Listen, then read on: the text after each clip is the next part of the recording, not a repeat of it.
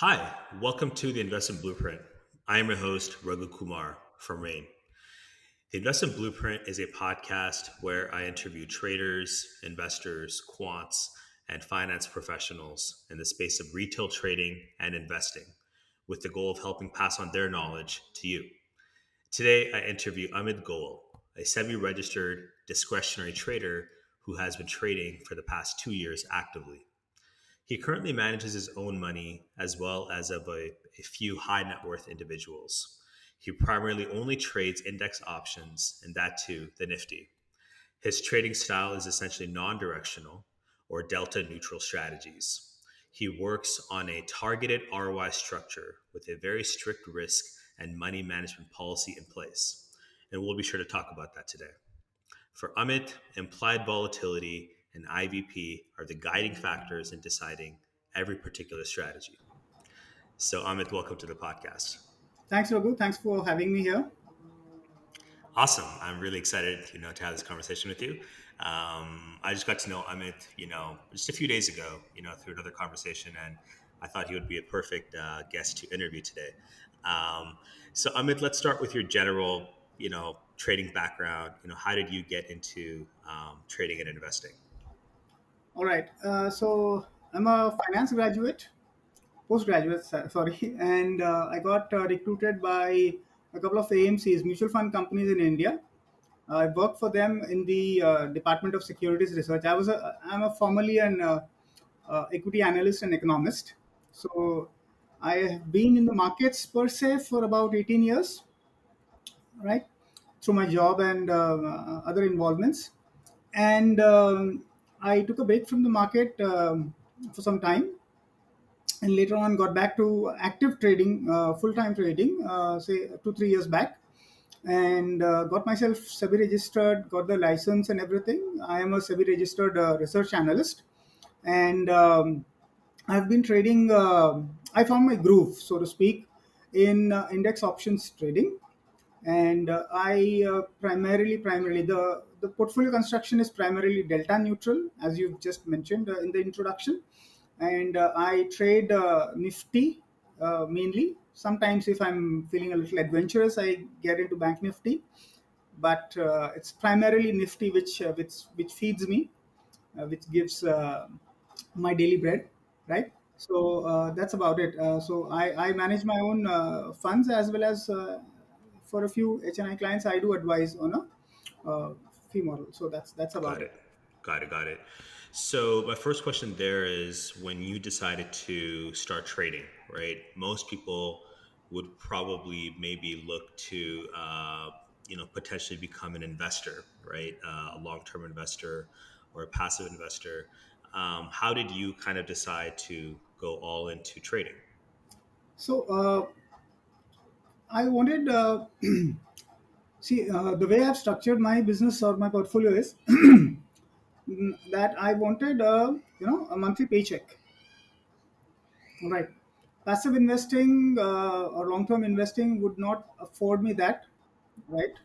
While I'm a firm believer of value investing, as everybody else in the world, I also follow the tenets of Mr. Buffet and Mr. Munger, right? I have a copy of The Intelligent Investor, and I keep reading it. But see, that takes a lot of time and patience to build a portfolio. So while I do have a small bit of portfolio invested, right, but in order to earn my monthly paycheck and take care of my household expenses, I think trading options is one way to do it. Like, Hmm. there are people who do intraday, there are people who do directional trading and all that. But yeah, this is my sweet spot. I understand what I think I understand what I'm doing, and so I tend to stick to what I know rather than Sure. getting too adventurous about it. Sure. Sure. Sure. So I'm going to ask you many questions about your trading. But before that, one question I had for you was, what's your approach when it comes to managing your own money versus the money of others? Have you noticed any sort of shift in your approach over the years? So my primary tenet is that risk management is first, returns come later. That's always the philosophy I guide my investment decisions or my trading decisions. And I do not have a I do not wear a different set of glasses if I am trying to manage a client's money. I don't try to get too adventurous about it, right? Just because it's not my own money. In fact, I get a little more cautious to a fault, that I'm okay not making money for them for a particular period of time, but I'd be really, really, kicking myself if I were to lose money, especially by being adventurous about it. So that's the philosophy I guide my investment decisions. So if I have a set of rules, I tend to follow them, and I follow them a little more vigorously if it's my client's money. So let me put it this way: I take the same trades in my account as well as in my client's accounts. There's no Got it. difference in that. Got it. Got it. No, I find that very interesting because, my personal background on it is I managed a prop fund, in the US and India as well. And my co-founder, Harsh Agarwal, he managed a hedge fund, right? So he ran a hedge fund, dealing with client money. And one conversation we've had a lot over the years is how that approach can be different, when you're just trading your own money versus client money. But what I like about you is you take the same trades on your own account. So um, you eliminate any sort of conflicts of interest. Um, so let's now talk about your trading, right? Okay. Um, can you generally describe your trading strategies? And also, one question I had for you is why do you focus on Nifty options when you have the highly volatile Bank Nifty option available as well? I focus on what I can manage. The volatility in Bank Nifty is something I have not yet been able to understand and get grips to. Right? I'm trying, while because it is a little more exciting. The I would say the return on the capital that is invested in Bank Nifty tends to be a little higher as compared to Nifty. But on a risk adjusted basis, I guess Nifty edges it better, right? So I am sure you know what I mean. Hmm. In terms of the risk I take on the book, the return that is generated is better in Nifty, is what I feel. That's my personal opinion. Since I'm a discretionary trader and do not have any background in back testing and coding, I wouldn't Hmm. be able to really prove it to you vis-a-vis this is the result, this is the result. So this is my gut feel that I go with. And yeah, coming to your question about what's the investment framework that I follow, and why Nifty alone, why Nifty options. So obviously the first question is the first answer to this would be from a stock in options and a index options perspective. Index option gives you the required liquidity, right, across time periods, across strikes, to be able to play the entire Hmm. scale of strategies, right? The entire range of strategies, without really having to worry too much about the impact costs and other things, Hmm. right? The focus here is on executing the strategy, understanding designing the strategy properly, instead of really worrying, okay, once I've decided the strategy, oh shit, I'm sorry, the particular strike does not have enough liquidity in the stock. So I do not. That's why I do not get into stock options. Bank Nifty also has a little bit of liquidity issue in the far out of the money strikes for the calendars, for the farther out of the month expiries. Secondly, as I initially told you, that Bank Nifty is really it's a quasi stock rather than an index, being guided primarily by a couple of heavyweights, which kind of makes it difficult for me to manage. Kind of makes me a little nervous to park a larger sum of my capital, because the risk that I carry on my books becomes a little uncomfortable. Whereas in Nifty, I am able to deploy multiple strategies across expiries and still be delta neutral, and be able to manage my risk properly. So that's Got that's it. the reason why I get into mainly Nifty. Nifty. Yeah. And can you just generally describe a delta hedging or non-directional strategy for the listeners? Yeah.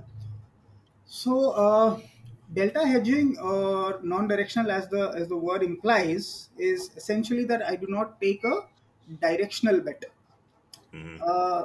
My portfolio level directional call is generally neutral. So I am not looking to. I'm not trying to guesstimate into the future or look.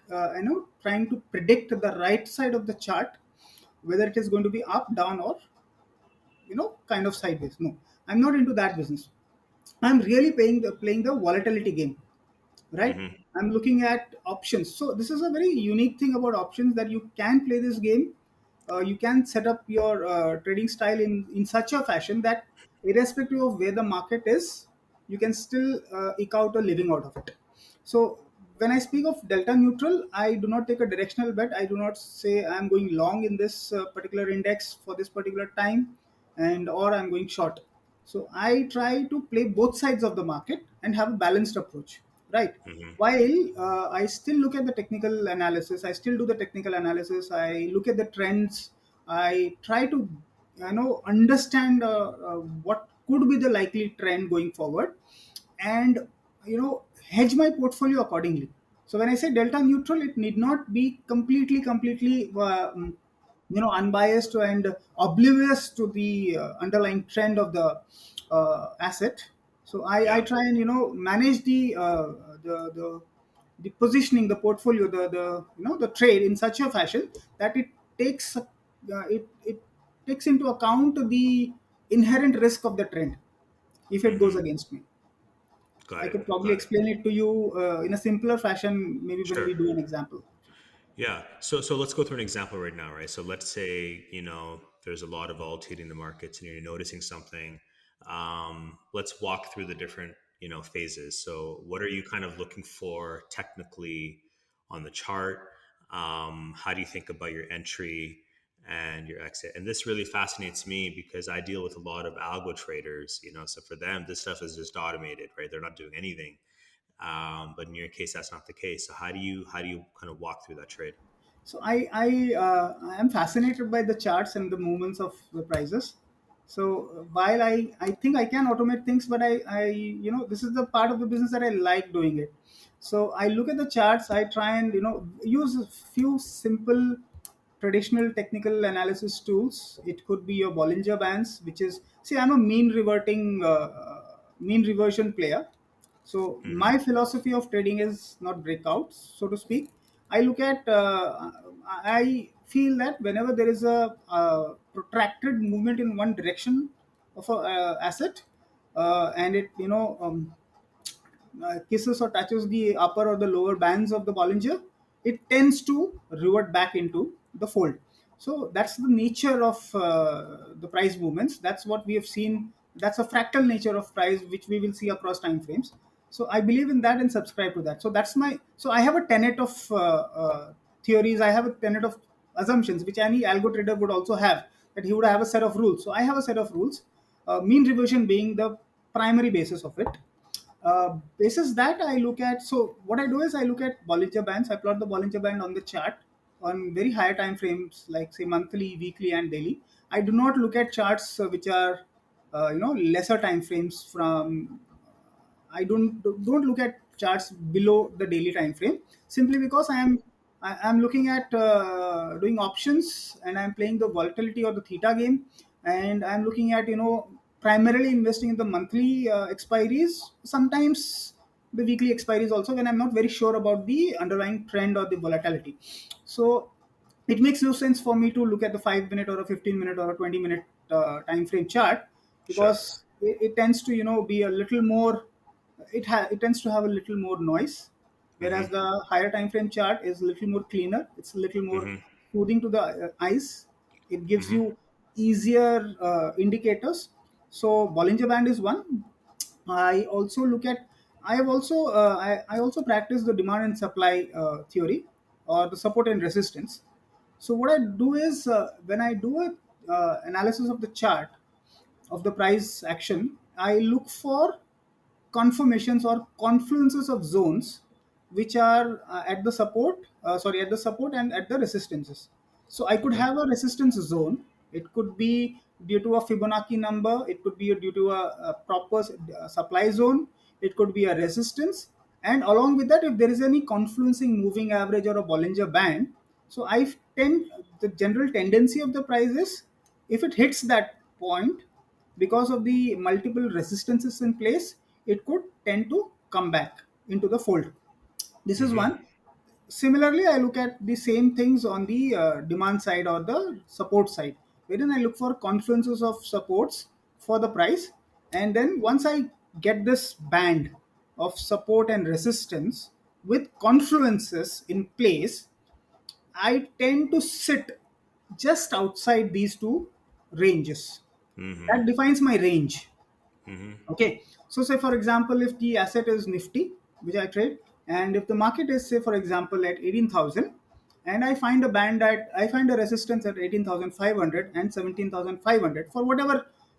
This is an example just to understand the concept a little easily, right? So theoretically speaking, if the market is at 18,000, we have identified a band at a resistance band at about 18,500, and 500 points below we have a support band. So what I would do is I would set up a strategy looking at the volatility in the market, looking at the IV and IVP, and I will tend to have my risks starting just beyond these two ranges. So as long as Mm-hmm. the market, I'm basically allowing myself to, you know, to be neutral, which is delta neutral, within these support and resistances. As long as market tends to move within this range, I'm okay. Got it. Right? So, Yeah. and I always obviously adjust if my strategy if the prices tend to break out of the any of the ranges. Sure. So are you shorting two different options at the same time? Or are you trading two different options or one option? How does that work? Generally, the strategy is when I do spreads, I do not deal Mm-hmm. in a single strike of option. So I minimum I would have two options and two or four options. So I Got don't it. deal in too much of ratios, right? Two is to Sure. one, three is to one. I generally would have a couple of options: one buy, one sell, right? So that I maintain that spread, or I would sell two and buy two. Got it. Got it. Got it. Okay. Cool. So now let's talk about this idea of having a targeted ROI structure, right? That's something else you told me that you really believe in. How does that work? All right. So the holy grail for any trader would be to make 10x, make x of returns on a small capital, right? So that is possible if you have a small capital, Mm-hmm. right? Say $1,000 in the US, or say about a few lakhs here in India. We invest and we get lucky. We invest, we buy calls of a certain stock, and then that shoots up. We have a x percentage of 10x or 20x return. That will happen, and that's good. I mean, but that happens on, you don't invest, you don't buy your entire portfolio worth of calls or puts in an underlying if your portfolio size is big, because Mm-hmm. your risk management comes into place. So Yeah. when your portfolio size is big, see, as a pure micro trader or a retail trader, one can tend to be a little more adventurous and do directional trading and try and generate a higher ROI. I'm not really looking at a very high ROI, but I'm looking at a targeted ROI. What I mean by targeted ROI is, I'm looking at generating about say 2 to 3%, or if I'm lucky enough and the market is good to me, maybe 4% on a monthly basis, right? Net of Mm-hmm. drawdowns, which on a bigger size portfolio and stretched out into the future tends to be a very healthy sum of money. Of course. Right. Yeah. I mean, everybody can do the math of 3% into 12 months or 12. Yeah. whatever, right? Compounded too. So, Yeah. Mm-hmm. yeah, so being able to do that on a larger portfolio base for a prolonged time is a challenge in itself, which is not easy. Of course.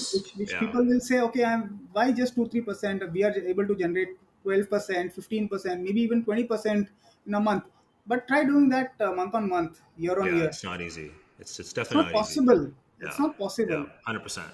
Otherwise, in a Um, couple of years, one would beat Warren Buffett also. If they were able to generate this kind of returns. Exactly, right? So one question I have for you, Amit, is, again, I deal with a lot of, algo traders. I'm also talking to more and more discretionary traders, so I'm understanding the discretionary approach as well. And I think there is a pro and con to both sides of the coin, right? So as a discretionary trader, though, as your portfolio size goes up and the number of clients go up and things like that, how do you stay alert?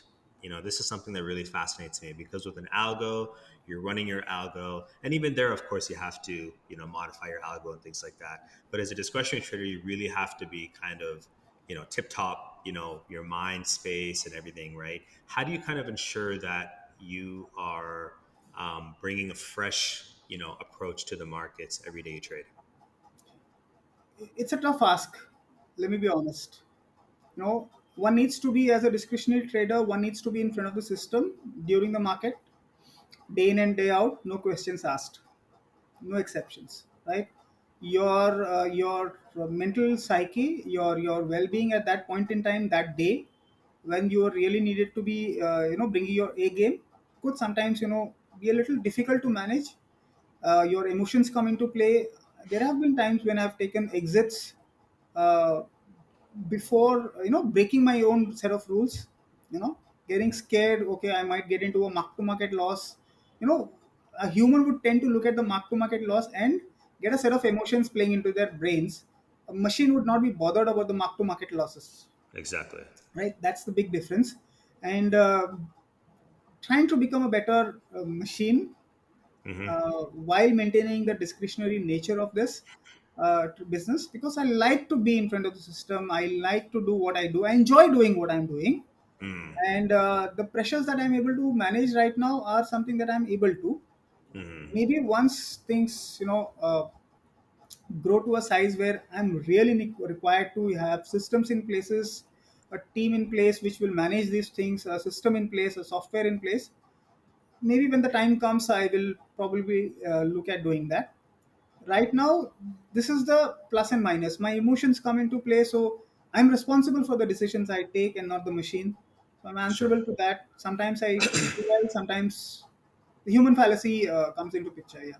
Of course, yeah. Yeah, so that makes a lot of sense. How do you think about your kind of risk management and money management, right? Like, what are your general high level principles that you kind of follow? Okay. On a portfolio level, there is a certain percentage of exposed risk that I'm taking or carrying at all times, and I tend not to go overboard on that.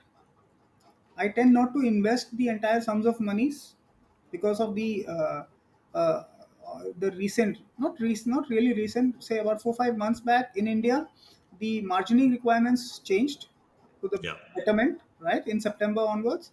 So after that, uh, a trader is allowed to take commensurate or equivalent amount of risk and return expectation with a lower capital base.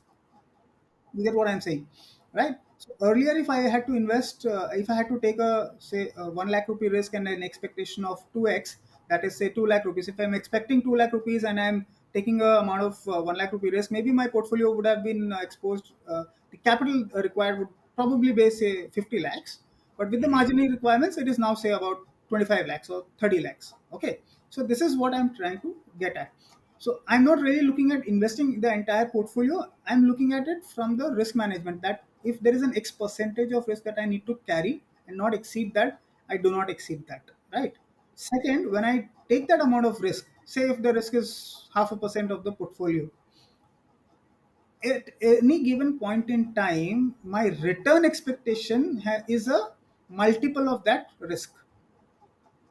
So if I'm taking a 1 lakh rupee risk on the entire portfolio that I'm managing, and Hmm. that 1 lakh tends to be say 0.5% or 1% of the portfolio, so I'm not risking more than that. Number two, my return expectation of that investment, of that trade in place, is going to be at least, say, at least, let's put it this way, at least 1 lakh. So I'm risking 1 lakh to make either 1 lakh or a minimum of 2 lakhs. So I'm looking at a 2:1 game primarily, Got it. right? So even if I am wrong X number of times, I still end up making money if I follow this on a regular basis. Sure. Yeah, which is critical. So let's also talk about, I think you referenced this earlier, you use implied volatility and IVP as like guiding factors for your strategies, right? First, if you can maybe describe, implied volatility and IVP, is generally, right? And then how do you kind of use them as guiding factors? So, implied volatility, or also understood as the variation in the price, the vega of the option price. See, implied volatility is basically understood in the sense that what is the general public's expectation of the movement, expected movement in the underlying assets going forward in a certain period of time, measured in a certain period of time. So, for example, if there is a stock which has an implied, say, let's take Bank Nifty and Nifty as a comparable example. If Bank Nifty has a implied volatility of say 20%, and Nifty has an implied volatility of say 10%, there is an expectation in the market that the future of Nifty could be 10% up or 10% down for a given period of time. That's the theoretical definition of implied volatility. Option traders use implied volatility to define the cheap or expensiveness of the premiums, of the prices of the strikes. So, on a very simple thumb rule basis, if the IV or the implied volatility is high, the premiums tend to be high, or rather, because the premiums are high, the implied volatility as a result, as a result of the calculation, is the mathematical result would be higher. The implied volatility number would be higher, right? But the point is this: now, what is the difference between IV and the IVP? IVP is the percentile calculation of the underlying IV, the implied volatility. So, uh, let me put it this way: say Vodafone, for example. Vodafone Idea, its implied volatility could be probably 70-80%. So the general tendency expectation in the market is that Vodafone Idea from a 10 rupee stock could end up being, if it is the IV is 80%, so it could go up by 80% in the next 1 year or come down by 80% in the next 1 year, right? But if I were to understand whether this IV and comparable to that, Nifty's IV implied volatility would be say 20%. Okay, so Nifty is expected to go up by 20% or go down by 20%. But I don't know which is cheap or which is expensive, right? Prima facie, one would say ki Vodafone is expensive, Nifty is cheap at 80 and 20. It's quite obvious, but that's not the case. One needs to understand a benchmark, what has been the historical volatility for Vodafone, and what is the current volatility as compared to the previous 1 year. So the IV percentile plots the current IV in a percentile. It slices the entire last 1 year's volatility and places the current volatility in a scale. This is a common scale, common measure that we can then say in a percentile basis which is expensive, which is cheap. So Vodafone at 80% volatility could be cheap Sure. because Yeah. its previous 1 year's volatility could have been say 200%. Yeah, exactly. Right. Yeah, makes Whereas sense. Nifty at 20% could be on the expensive side Expensive. Right. because Right. its last 1 year's volatility would Might have be lower than been 20. lower than 20%. Right. So this is very, very important from an options trader perspective.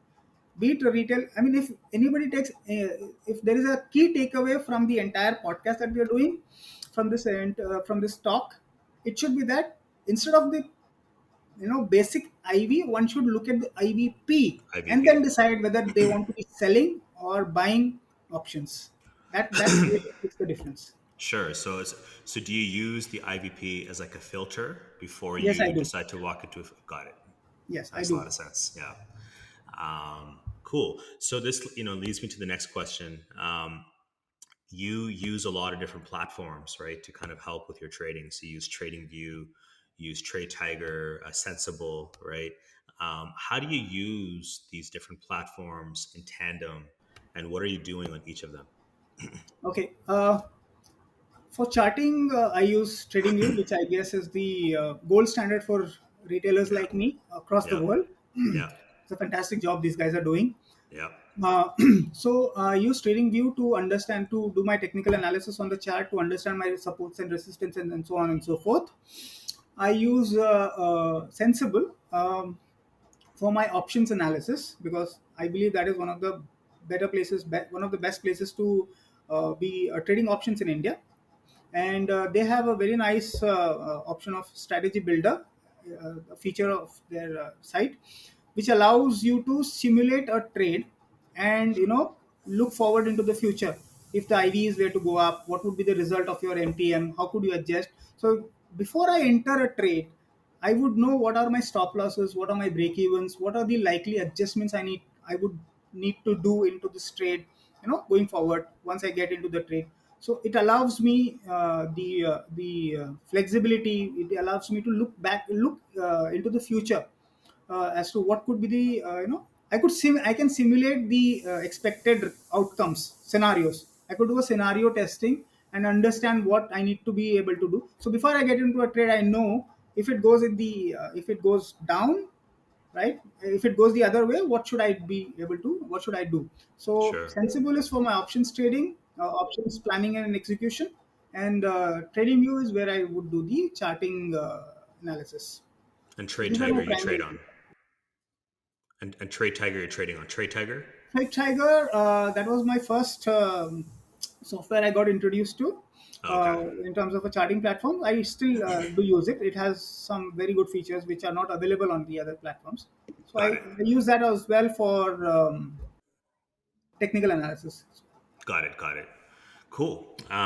So, as my last question to you, Amit, today, what are your kind of personal goals for the next 5, 10 years as a trader? I would really love to start an AIF. Okay. All right, focused on derivatives, focused on doing what I want to see whether I can get validated in terms of whether this is a viable business. Well, I have been able to do this and run my house uh, pretty successfully for the last few years. I would, I seriously believe that this is a viable way to be in this market, and I also think that this is scalable because of the underlying asset classes that I deal in. So the vision of the future that I look forward is where I'm managing a team wherein I am a part of the team which manages an AIF, and you know uh, managing some good sums of money and doing this on a more mechanical basis. And Maybe introducing a little bit of automation. yeah, See, I yeah, think in your case, so I mean, it seems like you really love what you're doing, right? So I absolutely. think that's also a catch 22. I think a lot of discretionary traders sometimes they resort to automation because they just can't stand, spending all the time in front of a screen. It becomes like a chore, But I think in your case, that's not the case. So, you could just keep going, right? I mean, you have a lot of amazing traders who have pulled it off in a discretionary manner over the years. But That's really cool. So it's really nice to get to know you today. Obviously we'll be in touch, and thank you for the podcast. Thanks, Raghu. Thanks for having me. I hope I've been able to give some clarity about what I do, and I hope some there are some key takeaways which one would enjoy from this. Absolutely. Cheers.